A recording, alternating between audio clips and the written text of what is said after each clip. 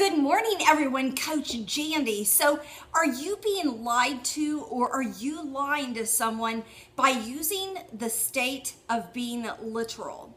So you may have never heard of this before, and this was something that I had never experienced until a couple of years ago when I got involved with someone that I started sensing that there were a lot of lying going on. And it was really interesting because it's like there seemed to be so much truth in what this person would say.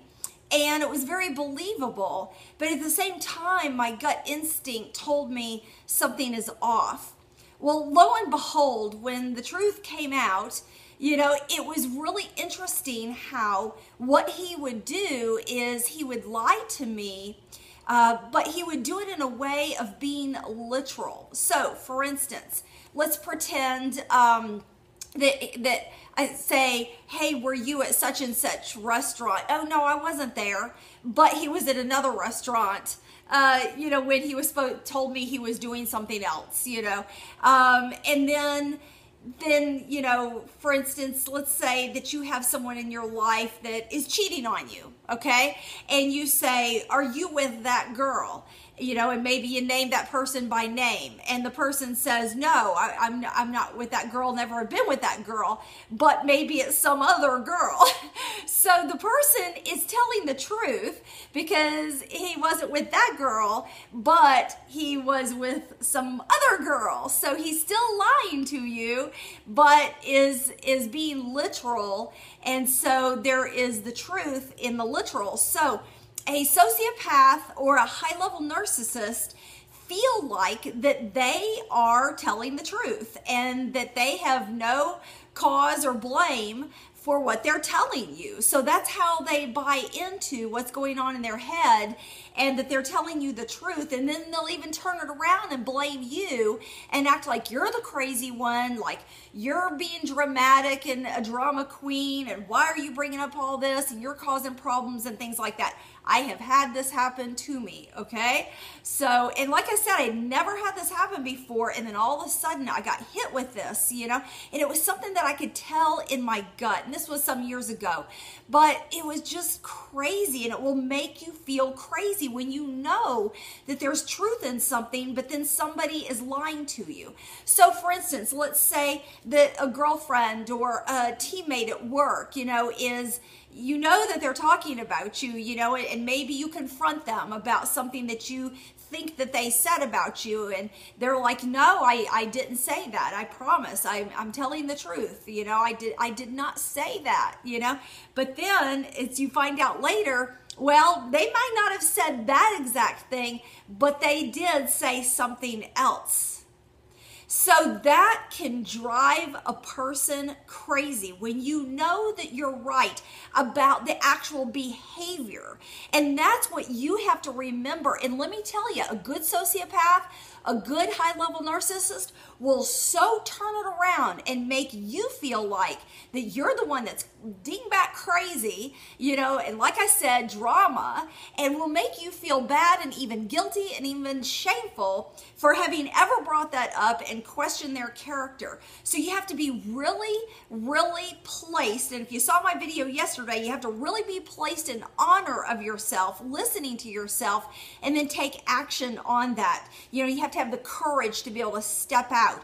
And unfortunately for me, I have had in my lifetime a couple situations where I had to kind of do some deep dive into to really kind of figure out what was going on in my own life, because somebody was deceiving me so badly that I had to take measures in order to do that. Because here's the thing. If you're going crazy on the inside, there's usually a reason why. There's usually something telling you something is off.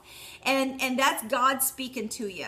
I know God does that with me. He will let me know something is going on in your life and you need to figure it out, And so listen to yourself. But do not accept somebody lying to you and using this literal state of being to get away with it, okay? Now, sometimes I do know as human beings, we can read things into situations that are not there. You know, that's why sometimes I have taken the measures to double check myself and make sure, okay, I'm not just being paranoid and not being insecure or something like that. And nope, it's always been, my gut has been right on, you know.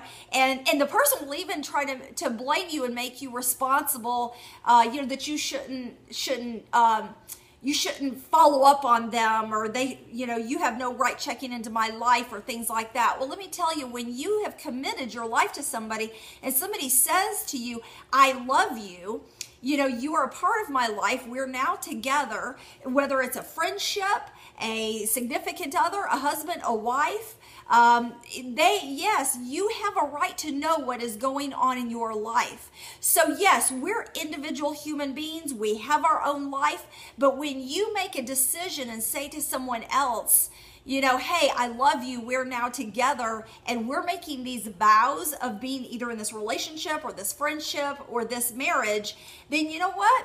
That goes out the window. You know, you've committed that person that you're going to behave properly, you know, and when I say that, you know what I mean, is you're not going to lie, you're not going to cheat, you're not going to deceive, and so watch those manipulations, because somebody that's really trying to get away with somebody, they will try to turn it on you and make you feel like, oh, you have no right butting into my business and into my life. You know, we in this world right now, we have gotten too independent, and we use that, you know, to really wall off other people. You know, I saw a sermon in church the other day about rights, you know, about how everybody uses their rights, you know, to get away with things. And it's just not okay. We don't really form honest, great relationships, deep relationships, when we're lying on those levels, and when we're trying to block other people by, this is my life and you have no right. So watch this. If you've got something stirring in your gut and you're seeing things that seem to be off, but then you check into it and it's like, well, okay, that was the truth. They weren't, you know, lying about being at this particular place, but you know, if something's still stirring, there may still something be there. Maybe not, hopefully not.